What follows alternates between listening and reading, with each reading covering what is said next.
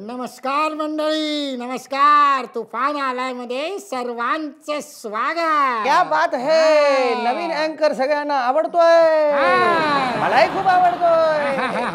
अर्धवट रावांनी संपूर्ण स्वागत करून झालेलं आहे. तर दोस्त हो, हे तुफान आहे आपल्या बळीराजाचं, पोशिंद्याचं, शेतकऱ्यांचं. हे तुफान आहे सत्यमेव जयते फार्मर कपचं. महाराष्ट्रातल्या 46 तालुक्यांमध्ये हजारो शेतकरी गट घडवून आणतायत एक अभूतपूर्व असा बदल. अर्धवटराव, काय एका गावामध्ये एक बर्थडे जायचं का बघायला? अरे जाऊया ना, त्याच्यात काय. तुम्हाला लगेच वाटलं ना केक खायला मिळेल म्हणून? बघ काय. ठीक आहे, एक वाढदिवस आहे, खास वाढदिवस. कुणाचा आहे बघूया. मागच्या वर्षीच्या फार्मर कपमध्ये मंगरुळपीरमधल्या पिंपरी अवगण गावच्या आमची माती आमची माणसं शेतकरी गटाने एक जबरदस्त गोष्ट करून दाखवली होती. 11 लोक जोडले आम्ही, 25,000 केले आणि ट्रॅक्टर आणला.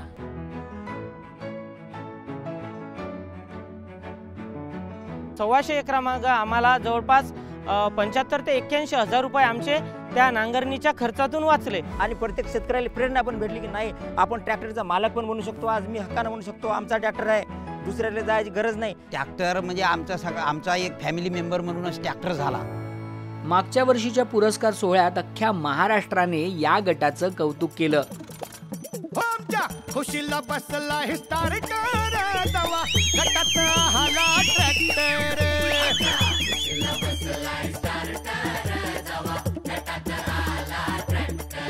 झाली काम फास्ट होऊन फास्टर. आम्हा समजांचा प्राऊड फॅक्टर. आम्ही मालक आम्ही कॉन्ट्रॅक्टर, आमचा सिनेमा आम्हीच ऍक्टर.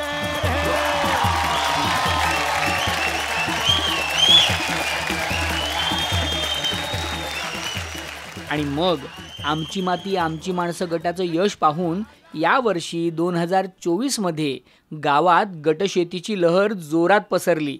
गावात यंदा 2 नवीन शेतकरी गट तयार झाले. त्यांचा तो एकोपा पाहून आम्हालाही असं वाटलं की जर ते करू शकतात तर मग आम्ही का करू शकत नाही. त्यांच्या शेतीच्या कामातनी वेळेत बचत होऊन गेलेली दिसली, त्यांचा खर्चात बचत झालेली दिसून आली आणि एवढा एक उत्साह निर्माण झाला गटशेतीविषयी. त्यामुळं आम्ही स्वराज्य शेतकरी गट निर्माण केला. मागच्या साली ट्रॅक्टर विकत घेतल्यामुळे झालेली बचत आणि वाढलेला आत्मविश्वास यामुळे या 2 नवीन गटांनी सुद्धा यंदा ट्रॅक्टर विकत घेण्याचा निर्णय घेतला. आम्ही सुरुवातीला एका जागेवर बसलो. त्या गटाचे अध्यक्ष सचिन गुरुजी आम्हाला आमच्या मीटिंगमध्ये होते. त्यांनी सविस्तर माहिती दिली की बा असं असे 25,000 रुपये केले तर तुमचा ट्रॅक्टर मुंडा घरी येऊ शकते बा. तर मग आम्ही त्याचप्रमाणे 25,000 रुपये केले. ते 25,000 एकत्र केले, एका पिशवीत भरले. नंतर ट्रॅक्टरपाशी गेलो, ते ट्रॅक्टर घेतला आणि मग घरी आलो.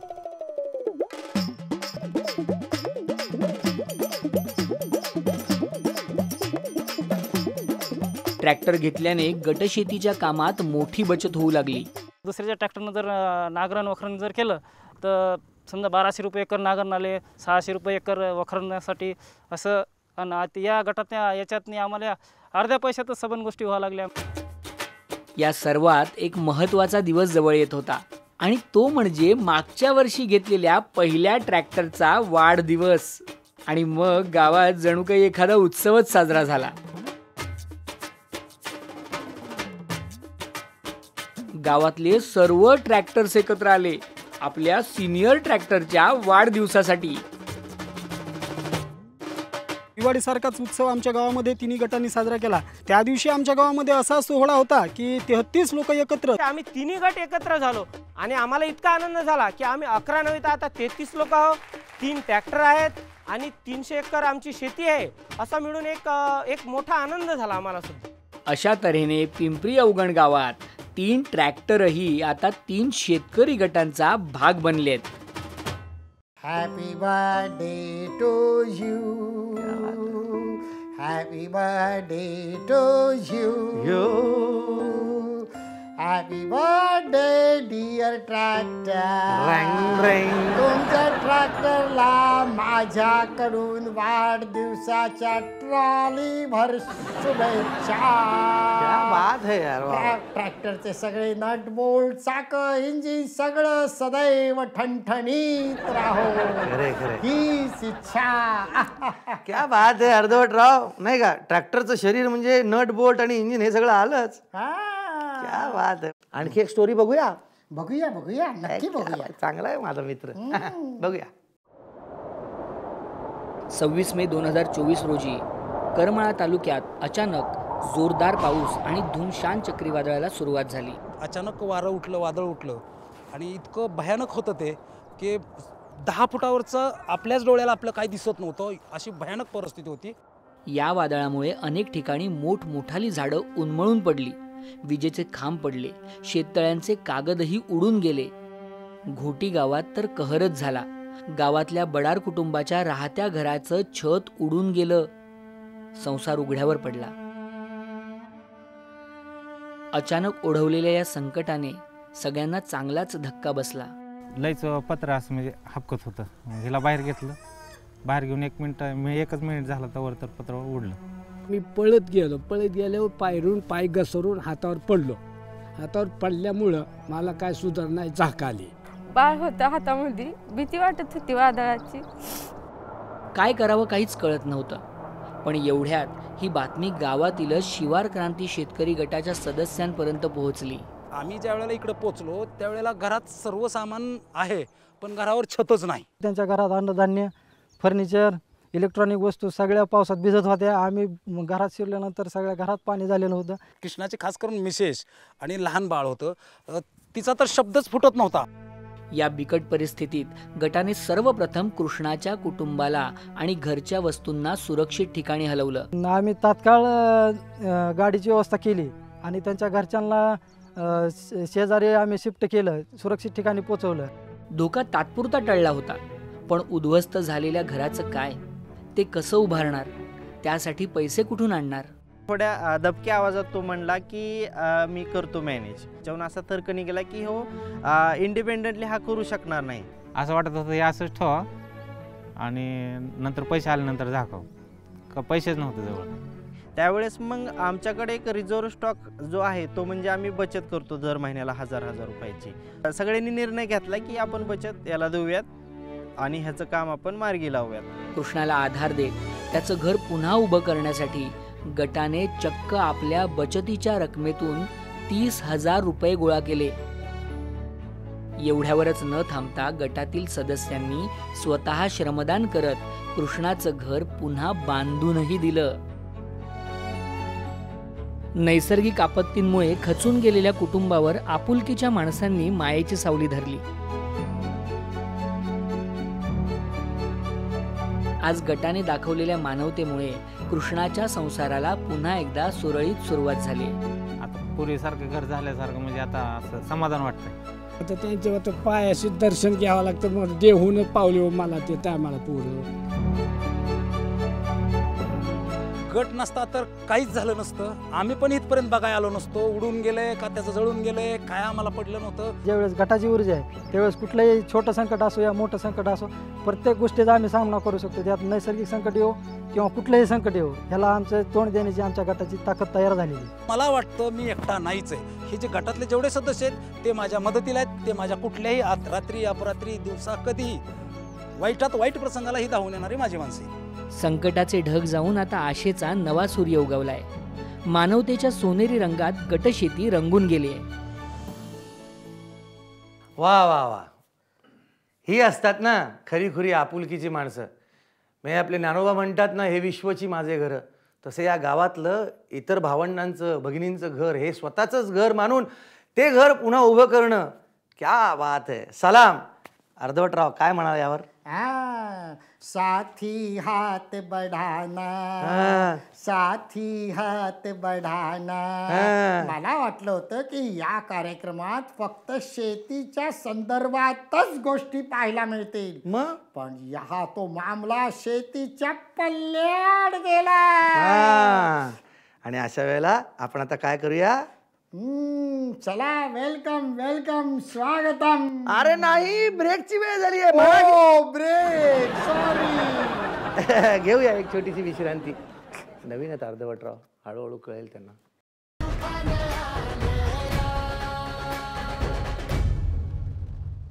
आधी वाट लागली होती, आता वाट सापडली.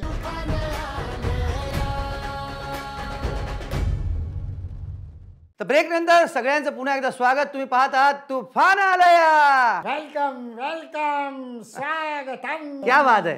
सुरुवात करूया एका अशा गावाच्या गोष्टीनं जिथं बदलाचं वारं वाहू लागलंय अगदी सुसाट. कुर्सी की पेटी बांधो और हो जाओ सैराट. रस्ता गावाला शहराशी जोडणारा, माणसाला माणसांशी जोडणारा, प्रयत्नांना प्रगतीशी जोडणारा. करमाळ्यातल्या फिसरे गावातल्या एका वस्तीसाठी मात्र हा रस्ता कित्येक वर्षांपासून हरवला होता. हा रस्ता जवळजवळ 2 पिढ्यापासून बंद होता. एवढी बिकट परिस्थिती होती. दूध घालायचं म्हणलं तरी डोक्यावरून कॅन आणायचं. कुणी आजारी पडलं तरी त्याला दवाखान्यात न्यायचं परिस्थिती सुद्धा खूप बिकट होती. डिलिव्हरीची बाई आली तर त्याला न्यायला तर रस्ता नव्हता. माणूस मेलं तर त्याला लाकडी न्यायला त्रास व्हायचा होता. शाळेच्या मुलाला त्रास होत होता. दुधाची गाडी येत नव्हती, पाण्याचा टँकर येत नव्हता. यापूर्वी अनेकदा काही शेतकऱ्यांनी या रस्त्याच्या कामासाठी प्रयत्न केले, परंतु त्यांना यात यश आलं नाही. काही शेतकऱ्यांना वाटायचं की मी रस्ता करण्यासाठी मी स्वतःची जागा का द्यायची, हा मेन प्रॉब्लेम होता. जमीन जाती, आपल्या रानातून रस्ता करायचा नाही असं म्हणजे वारंवार सांगायचे सारखे वडील. मागच्या अनेक पिढ्या या समस्येला सामोऱ्या गेल्या आणि लोकांनी आता या समस्येचं काही समाधान होईल अशी आशाच सोडून दिली होती. अशातच साल 2022 मध्ये गावात आला सत्यमेव जयते फार्मर कप. गावात एक गट तयार झाला आणि या गटाने चक्क तालुका स्तरावर मैदान गाजवलं. विजेता गट आहे फिसरे गावचा फिसरे शेतकरी गट.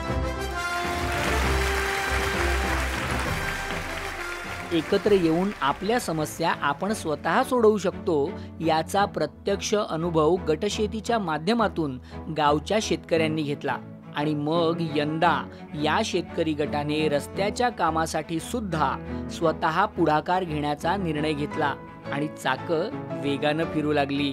शेतकरी गटातली सगळी पोरं 14ची 14 माझ्याकडे आले की म्हणले तुझ्या रानातनं रस्ता करू. गेलो, त्यांना कन्व्हिन्स केलं, समजवलं आणि तो शेतकरी ॲग्री झाला. त्यावेळेस मला बी असं वाटलं की थोडं बाबा आपलं बी रान गेलं पाहिजे, की गावासाठी लाभ भेटला पाहिजे. माझे शेजारी जे शेतकरी होते त्यांनी सुद्धा रस्ता अडवला होता. मग ज्यावेळेस मी सहमतीने रस्ता दिला ह्यांना, ती सगळेच समोरच्या पुढच्या सगळ्या लोकांनी रस्ता आपाप देऊन टाकला. रस्ता वर्षानुवर्ष जे घडत नव्हतं ते अखेर घडलं. एकीच्या जादूनं लोकांचं हृदय परिवर्तन झालं आणि रस्त्याचा मार्ग मोकळा झाला. पण आता पुढील प्रश्न होता रस्त्याच्या निर्मितीसाठी लागणाऱ्या पैशांचा. यासाठीही गटाने पुढे येत स्पर्धेत जिंकलेल्या बक्षिसाच्या रकमेतून काही रक्कम रस्त्यासाठी देऊ केली आणि गावही मग खुल्या दिल्यानं लोकवर्गणीसाठी राजी झालं आणि कामाला जोरदार सुरुवात झाली.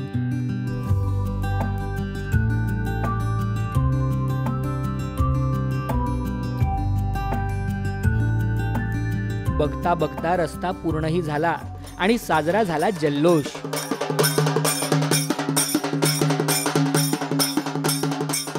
गावाला आता रस्ता मिळालाय. दळणवळण सुरू झाल्यानं सारं काही बदललंय.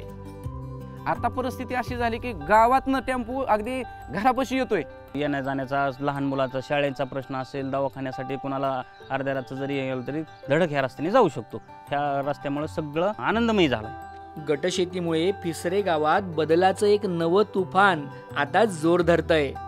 समृद्धीची नवी वाट गावाला गवसली. शेतकरी गटाने असं चित्र बदललं की ह्या वर्षा 2 वर्षात की पार पिसरे नगरी म्हणजे पहिलं पिसरे नगरी कसं होतं ना आता कसं झालं हेच काय लोकांना कळणार.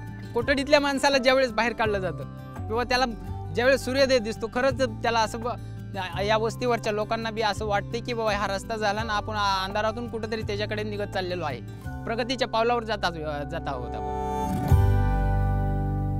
वा वा वा वा, म्हणजे आधी वाट लागली होती, आता वाट सापडली. अभिनंदन अभिनंदन अभिनंदन. आता शांत राहा, पुढचं मी बोलतो. एकदम बरोबर बोललात पण अर्धवट राव. क्या बात आहे दोस्तो. हे बदलाचं तुफान तर आहेच, पण त्यासोबत हे बरं का अर्धवट राव, माणसांमधल्या माणुसकीचं सुद्धा हे तुफानच आहे. आणि याचाच प्रत्यय महाराष्ट्राच्या कानाकोपऱ्यातून आपल्याला येतोय. हो. आणि आता पाहूया आपण फार्मर कपच्या झटपट बातम्या. झटपट बातम्या.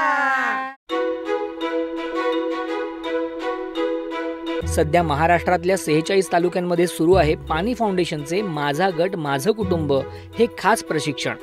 या प्रशिक्षणाची शेतकऱ्यांना एवढी गोडी लागली आहे की काही ठिकाणी रात्री 12-12 वाजेपर्यंत धूम धडाक्यात प्रशिक्षण सुरू आहे. अनेक शेतकरी गट तर स्वतः निमंत्रक बनत आजूबाजूच्या गावातील शेतकरी गटांना आपल्या गावात प्रशिक्षणासाठी येण्याकरता आग्रहाचे निमंत्रण देत आहेत. आलेल्या पाहुण्यांचं स्वागत आणि स्नेहभोजनाचीही उत्तम सोय करतायत. हसत खेळत गाणी गात गटशेतीचे धडे गिरवत या प्रशिक्षणातून शेतकरी बनतायत एकमेकांचे सगळे सोयरे.